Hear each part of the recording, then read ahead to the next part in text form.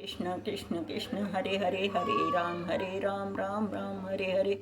हरे कृष्ण कृष्ण कृष्ण हरे राम राम राम हरे हरे। हरे कृष्ण कृष्ण कृष्ण हरे राम राम राम हरे हरे। श्रीमद् भगवद गीता यथारूप अध्याय 1 कुरुक्षेत्र के युद्ध स्थल में सैन्य निरीक्षण। श्लोक नंबर 42। दोषेरेते कुल ज्ञानाम वर्ण संकर कारके उत्साध्यन्ते जाति धर्मः कुल धर्माश्च शाश्वतः। जो लोग कुल परंपरा को विनष्ट करते हैं और इस तरह अवांछित संतानों को जन्म देते हैं, उनके दुष्कर्मों से समस्त प्रकार की सामुदायिक योजनाएं तथा पारिवारिक कल्याण कार्य विनष्ट हो जाते हैं। तात्पर्य जगत गुरु श्रील प्रभुपाद जी महाराज की जय। गुरु महाराज की जय। सनातन धर्म या वर्णाश्रम धर्म द्वारा निर्धारित मानव समाज के चारों वर्णों के लिए सामुदायिक योजनाएं तथा पारिवारिक कल्याण कार्य इसलिए नियोजित है कि मनुष्य चरम मोक्ष प्राप्त कर सके। अतः समाज के अनुत्तरदायी नायकों द्वारा सनातन धर्म परंपरा के विखंडन से उस समाज में अव्यवस्था फैलती है। पर फल स्वरूप लोग जीवन के उद्देश्य विष्णु को भूल जाते हैं। ऐसे नायक अंधे कहलाते हैं। जो लोग इनका अनुगमन करते हैं वे निश्चय ही कुव्यवस्था की ओर अग्रसर होते हैं। उत्सन्न कुल धर्माणाम मनुष्याणाम जनार्दन नरके नियतम वासो भवति श्रुम। हे प्रजापालक श्री कृष्ण, मैंने गुरु परंपरा से सुना है कि जो लोग कुल धर्म का विनाश करते हैं वे सदैव नरक में वास करते हैं। तात्पर्य जगत गुरु श्रील प्रभुपाद जी महाराज की जय। गुरु महाराज की जय। अर्जुन अपने तर्कों को अपने निजी अनुभव पर न आधारित करके आचार्यों से जो सुन रखा है उस पर आधारित करता है।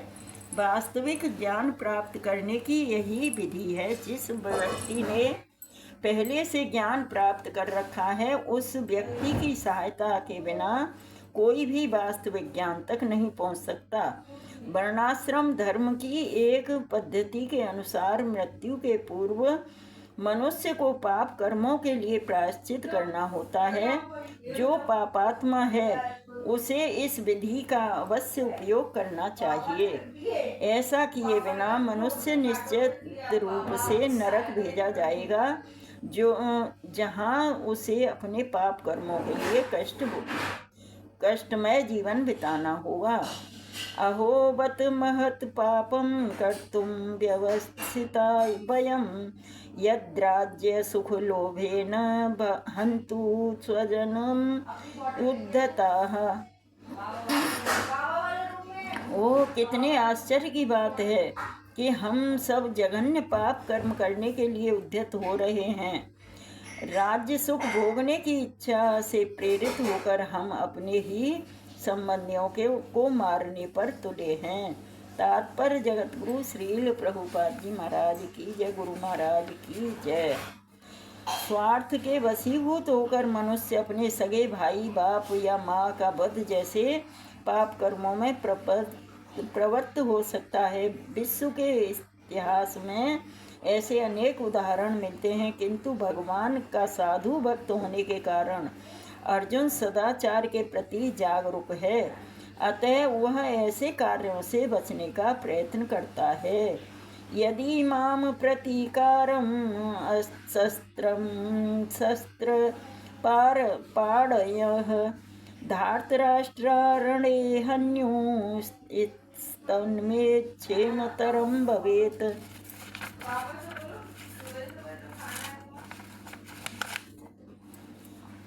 यदि शस्त्रधारी धृतराष्ट्र के पुत्र मुझ निहत्थे तथा रणभूमि के में प्रतिरोध न करने वाले को मारें तो यह मेरे लिए श्रेयकर होगा। तात्पर्य जगत गुरु श्रील प्रभुपाद जी महाराज की जय, गुरु महाराज की जय।